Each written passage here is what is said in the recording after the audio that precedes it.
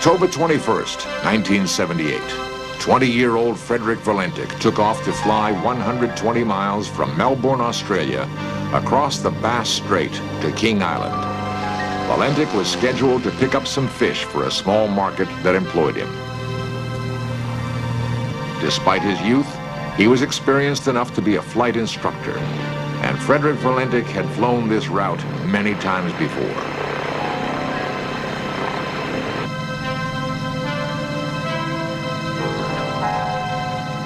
Delta Sierra Juliet, pilot to ground. Is there any known aircraft in my vicinity below 5,000 feet? Delta Sierra Juliet, negative, no known traffic. Delta Sierra Juliet, there seems to be a large aircraft below 5,000 feet. Delta Sierra Juliet, what type of aircraft? I cannot confirm, but it's 4 bright lights that appear to be landing lights. Unknown aircraft has just passed over me, about 1,000 feet. Is large aircraft confirmed? Delta Sierra Juliet, affirmative at the speed it's travelling. Are there any RAAF aircraft in the vicinity? Negative. Confirm you can't identify aircraft. Affirmative. Delta Sierra Juliet, Melbourne. It's approaching from due east of me. It seems to be playing some sort of game, flying at a speed I can't estimate. Stephen Roby, air traffic controller on duty then, explains the reported UFO's movement. Several times and coming from various directions. And then he started orbiting, and the aircraft was orbiting above him. And on several occasions he sort of stated that towards the end it wasn't an aircraft, and he described it as having a sort of a green light on it, and also it appeared to be a sort of a silver metallic colour. Delta Sierra Juliet, what is your altitude? Delta Sierra Juliet, 4,500 feet. Delta Sierra Juliet, confirm you can't identify aircraft. Affirmative. It's not an aircraft, it's... Guido Valentich is Frederick's father. Night. He's supposed to join us with friends when we went for some movie, family movie projection. And that night he never turned up, he didn't ring up. Normally, he's always, when he go for a trip, when he return at the airport, he normally would have called us, you know, I'll be home after an hour or so. But that night, it was quite strange, you know. We didn't know anything about it. We got home about 11 o'clock and he wasn't home. My wife then started to worry about it, and so, you know, I said, oh, this is too late to start inquiry. Can you describe it? Delta Sierra Juliet. It's flying past. It has a long shape. Cannot identify more than that. Coming for me right now. And he described it as being of a long shape, and as I said before, a silver colour with the various lights on it. And he actually did say it wasn't an aircraft. So it's very strange. It appears to be stationary. I'm orbiting. The thing, it's orbiting on top of me. It has a green light and a sort of metallic light on the outside. It seems to have vanished now. Confirm it has vanished. Affirmative. Do you know what sort of aircraft I've got? Is it military? No military traffic in this area. It was 8 o'clock, 8:30 in the morning. Nothing still happening. I couldn't see any sign of him, and I was just about to get up and maybe get on the phone, where all of a sudden a couple of uniformed blue slack-legged walk in the front door, and at that time we realized immediately that something was wrong. Delta Sierra Juliet, engine is rough idling and coughing. Delta Sierra Juliet, what are your intentions? preceding King Island.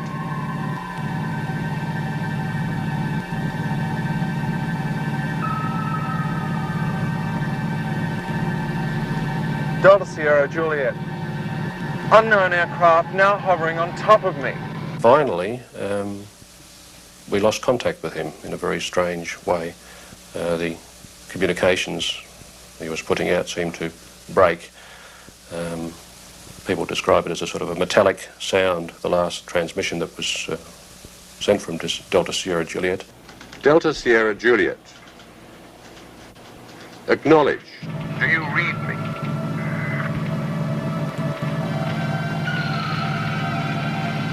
Do you read me? Delta Sierra Juliet. Repeat. Do you read me?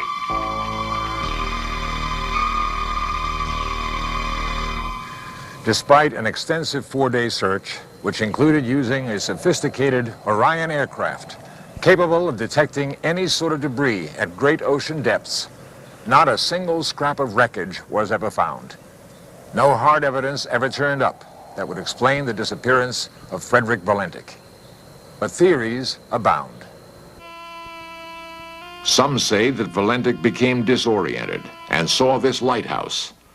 A second theory is that he saw lights of fishing vessels and then, becoming disoriented, spiraled his plane into the ocean. Guido Valentich, Frederick's father, believes otherwise.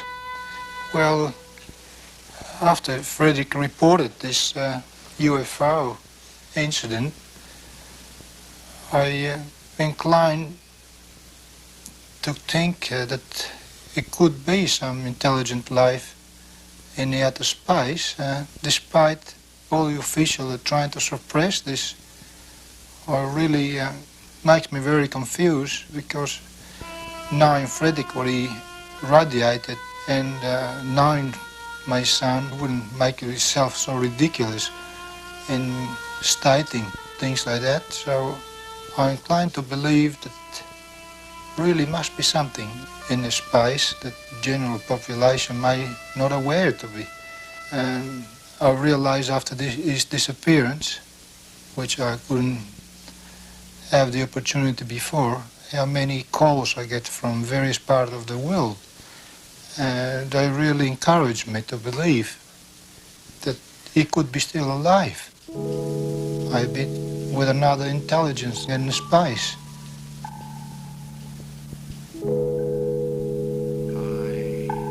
One of the most bizarre attempts to prove Valentich still lives is conducted by New Zealand psychic Colin Amory. He claims that through the power of a seance, he can contact Valentich and speak in his voice. The people I spoke of before, I know that my family are very sad, but it is not necessary. Death is something that is quite painless and is not difficult to bear. Valentich's plane and the supposed UFO were beyond the reach of radar, thus making it impossible to confirm his report. And the taped conversation between Valentich and the air traffic controller has never been released. The Australian Civil Aviation Department has refused all requests to hear that tape. The department will not give any reason for its refusal.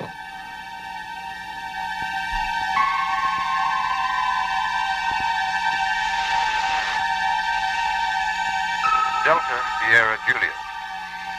Acknowledge. Do you read me?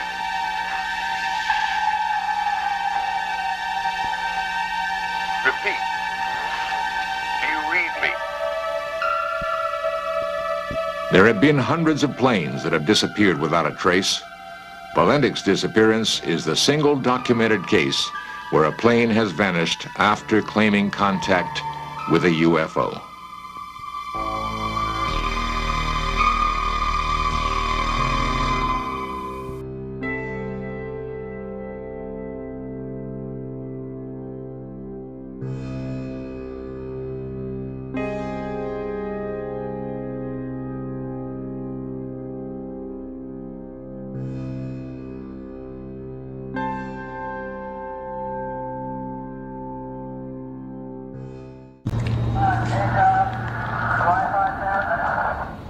Delta Sierra Julia, what type of aircraft is it?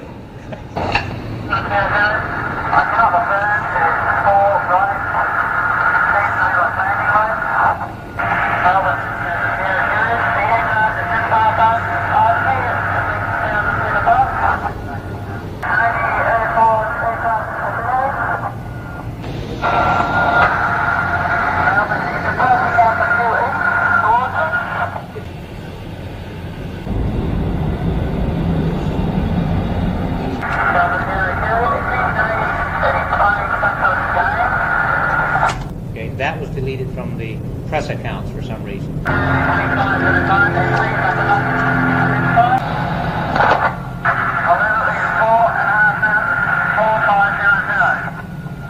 Delta Sierra Julia, and confirm you cannot identify the aircraft. Delta Sierra Julia, roger. Stand by.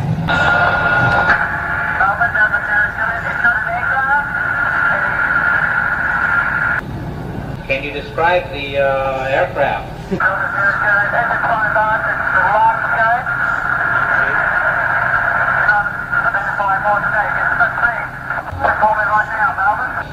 Delta Sierra Juliet, roger. How large would her object be?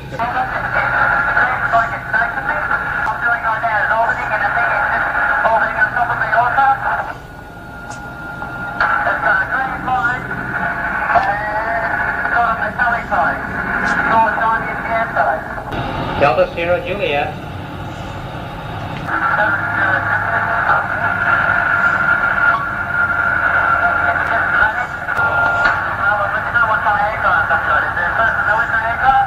Delta Sierra Juliet, confirm your aircraft just vanished.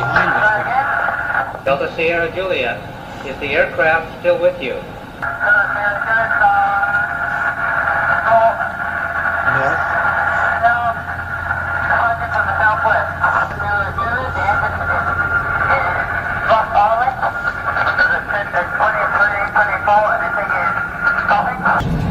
Delta Sierra Juliet, roger.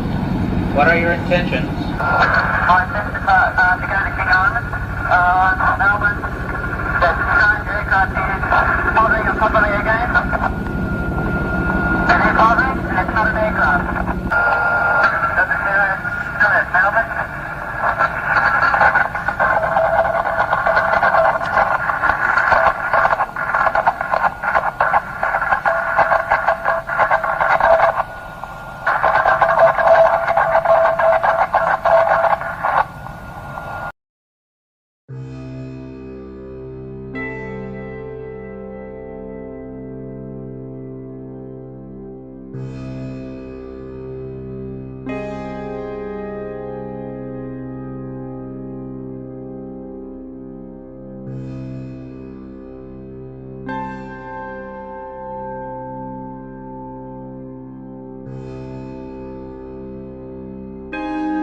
The most interesting one of the lot is this farmer, that he was baling hay and he said the bearing in the baler started to scream and make a noise, and he'd been having trouble with it, and he thought, oh no, not this again.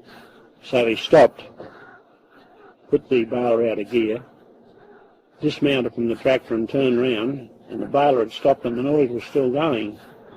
And he said, I was trying to come to grips with this for a minute, and he said, then I became aware of a shadow and looked up, and he said I was under a big saucer, he called it, and he said going from the length of the bale and the tractor would have been 90 feet in diameter. And it was kind of, and as he's flown in aircraft and he gets his props done, he knows when an aircraft's about to stall, and he thought, shit, this thing's going to drop on me. And he ran out beside the paddock, out from underneath it, looking up, and he said looking up under it, it kind of came in and went up just dark, you couldn't see anything. But the most remarkable part was you know, on merry-go-rounds at shows, they have the horses, and they have, it's that wide, they've got these little wooden lats. Have you noticed them? They're nailed to it so you don't slip over. Oh, yeah. They're about, inch and a half by half an inch. And then there's a gap, and there's another one. They're all around the edge. Well, he said that's what it looked like underneath, but there were 2 rows of them. If you blink, you could see one row, which is rotating very fast, but the other one wasn't. And it was rotating in the opposite direction, but very slow. You could see it quite plainly. And he said as it moved slowly along, it kind of came up like that, but there was a piece sticking up out of the top, like a dome, and around the bottom of the dome appeared to be a black seal of some kind. That's what he took it to be, like a weather sword or something. And he said the dome had like a church door in it with an arched top, but no windows that he could see, and no handle on the door or anything. And he said on what he took to be the rear of it, there was slight protrusions that he would call rudders. 2 big round holes, and he said there was shimmering heat coming out of one, and the other one, there were little spurts of flame coming out of it, and he gained the impression that one engine wasn't working, because one disc wasn't spinning, and then, as he cleared it, he said the most remarkable thing of all, there was a Cessna aeroplane stuck to the side of it. The whole aeroplane? The whole aeroplane, yeah. He said the aeroplane, the tops of the wings were flat against the side of it, and the tail was kind of hanging down, a bit clear of the edge. And he said there were no chains or ropes or anything like that visible. And I think he said there was some oil running down the side of the Cessna, and he thought this may have been ingested if there was an air intake underneath or something, because heat and flame coming out would suggest air burning, wouldn't it? Yeah.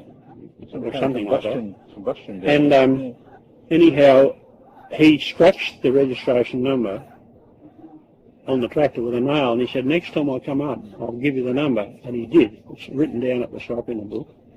And the interesting thing is, it was the day following when that plane went missing between Victoria and Tasmania. Right. You know, when that one, he rang up and said there were lights around him and all Frederick kinds of Valentich, things. Yeah. This would have put it back in around about October 78. Yes, yeah. And it was the day following it. He said, anyhow, he said, this thing moved off in the direction of where the military manoeuvres were. He said it kind of went over the ridge. And he said the last he saw of it with this high-pitched sound.